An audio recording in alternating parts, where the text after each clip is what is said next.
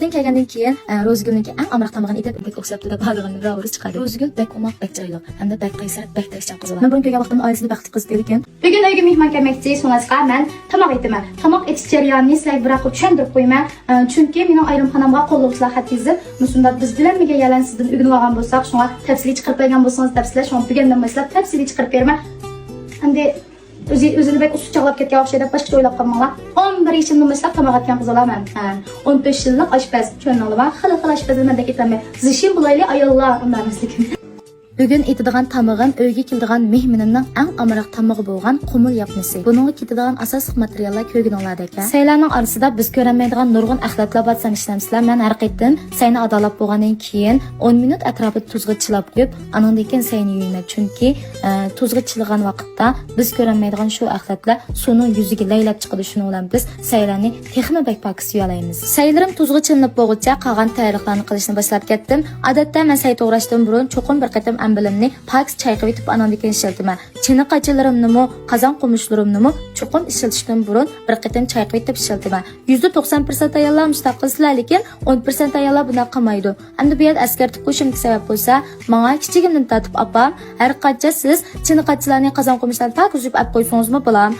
Biz ko'rmaydigan nurg'un chang to'zan mikroblar singib qoldi. Tomoqim o'xsin desangiz, eng avval pokizlikni birinchi o'rinda qo'yishingiz kerak deb o'rgatdim. Shunga har qanday ayol kishi tomoq etishdan burun men qilgan mushu usullarni qo'llanishini chin ko'nglimdan umid qilaman. Ma go'shtni yo'ldishim Abdullaning qizdan akaptiga to'nog'i soldigan go'shtgan bu simlarni ormay akaptigan yomon testa aridim. Abdullaning aytib qo'ygan shaga. Men qarqash turayotgan usul jarayonida izchil holatda go'shtni Abdulladan olman. Ko'rganinglardek go'shtni mushunda holatda to'g'ri olamiz. Endi qozonga may qo'yamiz. Go'shtning miqdori qarab mayni shu bo'yicha qo'ysak bo'ldi. Men bugun 1,5 cho'mash atrofida may qo'ydim. Meyim chuchib bo'lguncha saylarimni yuyib olay. Mana ko'rganinglardek birinchi qitim yuyishim bilan masuning rangidan o'zgarganini ko'rdinglarmi? Ha, tuzga chilab qo'ysak mushundaq foydasi bor. Endi sizlarmi sayni yuyishdan burun cho'qim tuzga chilab qo'yib yuyinglar. Meyimni tushib bo'pti.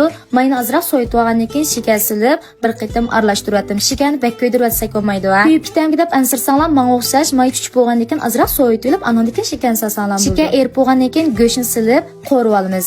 Endi opam menga mushunda etishni o'rgatgan yapmanichu.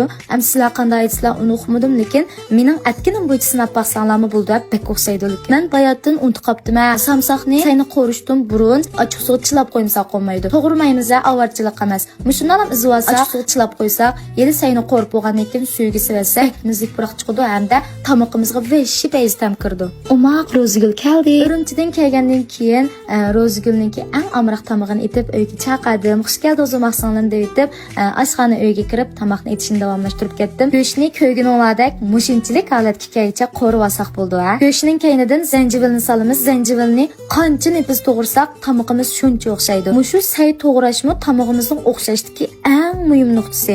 Shuningdek, sayni qancha chiroyli to'g'risak, tomog'imiz shuncha o'xshaydi. Ko'rganinglardek sabzi bilan qo'noqni mushqalar to'g'risanglar bo'ldi.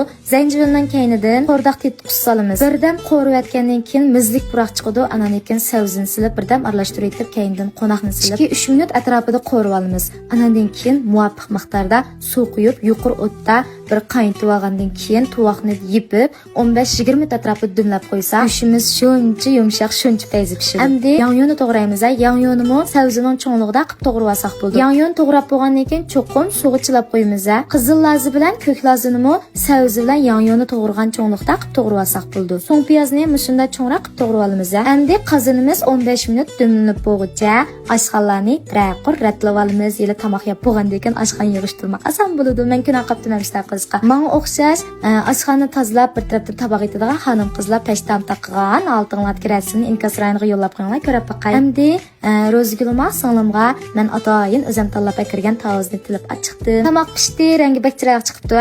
Endi yangyonni silib azroq qaynatib olamiz. Bing bang. Yapmani hammani yeyib ulgurib bo'lamidim shunlasqa. Burundan opam shunda kichik cho'ng yutazlarni shunda pishirib penshan sap qo'ydi. Men opamning kash o'rgatgani bo'yicha kichik yutazni pishirib penshan sap qo'ygan. Rasmiyada mana ochiq suv chilgan samsig'imizni shu yangyondan keyindan solamiz. Endi ko'k laza, qizil laza, so'ng piyozlarni silib, kichik yutalarimizni to'piga ham sasoq bo'ldi. Chunki men mana pishirib tayyor qilib penshan sap qo'ygan. Agar mushu kichik yutazlaringizdan etish suvini chiqarib bering, bizmi o'g'in vallay deb qalsalar, mushu zopinimning yuraksani 5 mingga chiqsa, men cho'q Chuqum mushu kichik yutazini atgan holatni men vlog qilib chiqarib beraman. Inkas rayoniga bir raqamni yo'llanglar, bizmi o'rganib olaylik. Oltasiz bo'ldi, yerda sizlik raq olsam gap bo'lgan. Rahmat. Chiqiz bo'lg'ach tamoq qilibsiz. Qaramni tamoq pishtirma.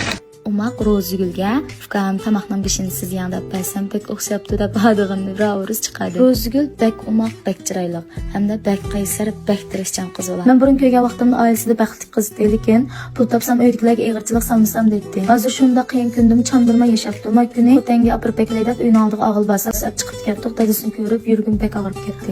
Chunki ularning turayotgan uyi bek oddiy ekan. Dadasidan apsi yaqin ayrilib ketgan, mana bu sabablar tufayli shuni bilan dadasi Qashqarga chiqib ketgan. Qashqardan Rozigul yondirib akirib, Qarqa shahar ichida bir ig'iz uyni ijaraga ilib, dadasini boqib turibdi. Ayni vaqtda bizda ba'zi bir atalmish odamlar mashina bilan to'xtab turdi, davronni bo'lishga o'sab qo'yib, keyindan Rozigulni aski qilib, nacharlik qilib ketgandi. Lekin Rozigul shu vaqtda yana shu boshqani aski demay, haqmanka haqoratlarga uchursin, chidab, ichiga yutib o'tkazib o'tgan bir tatqan xafalıqqa tushdi. O'zi yaxshi, ko'nglida yomonligi yo'q bo'lganligi uchun 38 ko'p pul g'azablar chektatib, shu taliga bir tal mashina chiqdi. Endi shuni qarabdan bilalaymiz Rozigulning qanchasiga yaxshi kelgan. Rozigulga endi qo'limdan kelsa yordam qilay deyman, lekin Rozigul mening yordamimga muhtoj emas. Chunki u qizal o'zi beshi tirishchan, o'zi chidamli. Lekin qo'limdan kelishicha, qo'limdan keladigan ishlarni chuqur Rozigulga qilib beraman. Bundan keyin ananiki Rozigul to'g'risida men ayrim bir tozuvni ishlab chuqur chiqarib beraman. Guanju qo'yilsin unutqanmanglar. Shu redo uchun Rozigullarni zo'pin ishlab, u bu deganlar mazzuanani yig'ishtirayman.